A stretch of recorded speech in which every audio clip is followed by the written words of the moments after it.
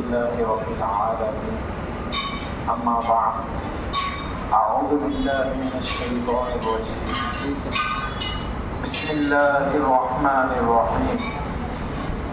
وأنتم الأعلون إن كنتم مؤمنين. صدق الله العظيم. اللہ پاک ہم سب کو قبول فرمائے، ان بچوں کو بھی قبول فرمائے جنہوں نے بڑی محنت سے پڑھا ہے، اور ان کے والدین کی بڑی تمنا رہی کہ ہمارے بچے حافظ قرآن بن جائے۔ آدمی جب منزل طے کرتا ہے آگے کا سوچتا ہے، پیچھے کا نہیں دیکھتا ہے کہ اب مجھے آگے کیا کرنا ہے۔ 2-3 باتیں ہیں، مجھے 5-6 منٹ دیے گئے ہیں۔ پیچھے نہیں دیکھنا، ہم نے کو آگے بڑھنا ہے کہ ہمارے بچوں کو اب آگے دیکھیں ہمیں کیسے بڑھنا ہے۔ نقوش اصل نہیں ہے، نفوس الگ ہے۔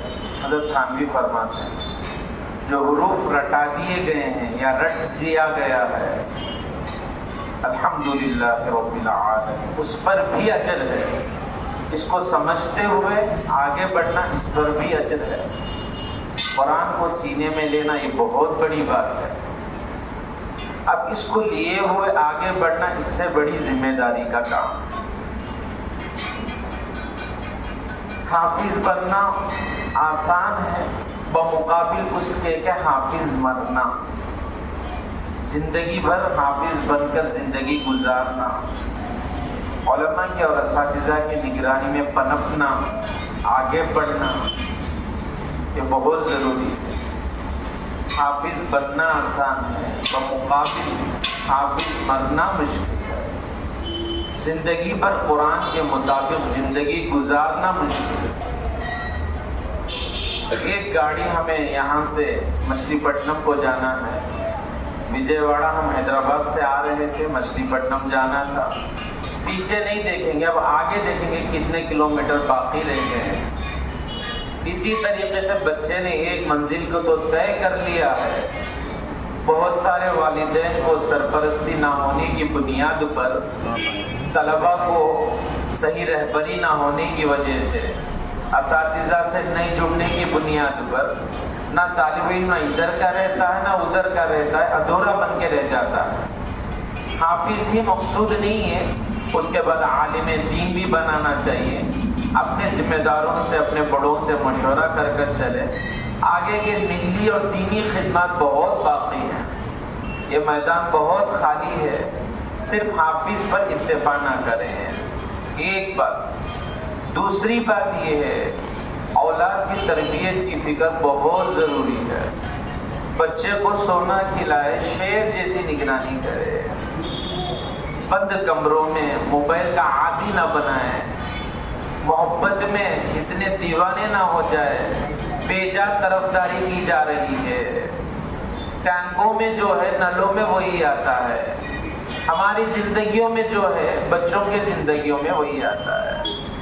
میں حافظ ہوں، میرے ابو بھی حافظ قرآن کے باپ ہیں، تو میرے بچہ، میرا لڑکا جیسا حافظ قرآن ہے، میرے ماں باپ بھی ویسے ہی ذہنیت والے بن جائے، نمازی بن جائے، بڑوں سے جڑا ہوا ہو جائے، علماء کی صحبت کو اختیار کرے، آگے کے مشورے طے کیا جائے۔ بہت ساری اور باتیں ہیں قرآنی پیغامات کو، اس کو اپنانے کی کوشش کرے۔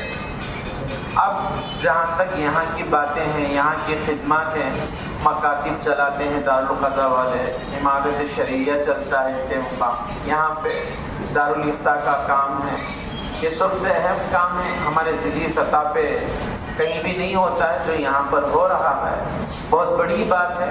یہاں پہ بیت المال کا بھی کام چلتا ہے، یہ بھی بہت بڑا کام ہے، علماء کی نگرانی میں کام چل رہا ہے، اس سے کوئی انکار نہیں ہے۔ ہمیں ایک فرد سے کام نہیں ہوتا ہے، سب ملیں گے تو کام ہوتا ہے، سب کی فکروں سے کام ہوتا ہے۔ کام شروع کرنے سے پہلے ساتھی کہتے تھے کام شروع کرنے والے نہیں ہیں، کام کرنے والے نہیں ہیں، مسلمانوں کی فکر کرنے والے نہیں ہیں، اس طریقے کی باتیں ہوتے ہیں۔ جب شروع ہو گئے تو ساتھ دینے والے نہیں، تانے دینوں کے علاوہ آگے بڑھانے والے، ہمت افزائی کے 2 بول بولنے والے بہت تھوڑے ہوتے ہیں۔ ٹانگ کھینچنے والے، پسے پشت ڈالنے والے بہت زیادہ ہو جاتے ہیں۔ ٹوٹا پھوٹا ہی کام ہے، کمی بیشی ہر جگہ ہوتا ہے۔ یاد رکھ لیجیے 100% ایک مزاج کے صحابہ بھی آقا صلی اللہ علیہ وسلم کو نہیں ملے ہیں۔ 100% ایک مزاج کی بیویاں شوہروں کو نہیں ملتی ہیں۔ 100% ایک مزاج کے کام ہمیں نہیں مل سکتے۔ اونچ نیچ اتار چڑھاؤ ہوتا ہے، اس کو نظر انداز کیا جائے، خوبیوں کو دیکھا جائے، خامیوں کو نہ دیکھا جائے، آگے بڑھنے کی ضرورت ہے۔ آخری بات یہ ہے، رمضان بھی آ رہا ہے، قرآن سے جڑنا چاہیے۔ بچوں کے متعلق بھی اساتذہ سے مشورہ کر کر قرآن کی تلاوت کی پابندی، تراویح کا اہتمام، یہ ساری چیزیں ہونا چاہیے۔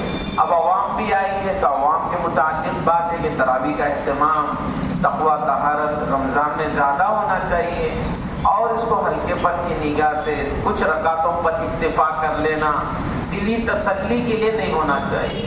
خاندانوں کو جڑنے کا ذریعہ ہونا چاہیے۔ لوگ گھر تو صاف کر لیتے ہیں، دل نہیں صاف کرتے ہیں۔ گھر دھو لیتے ہیں، دل نہیں دھوتے ہیں۔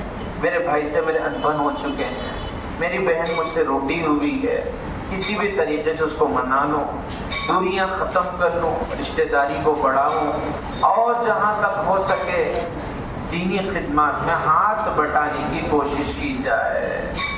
اللہ پاک ان چند باتوں پر ہمیں عمل کرنے کی توفیق نصیب فرمائے۔ آمین وآخر دعوانا الحمدللہ رب العالمین۔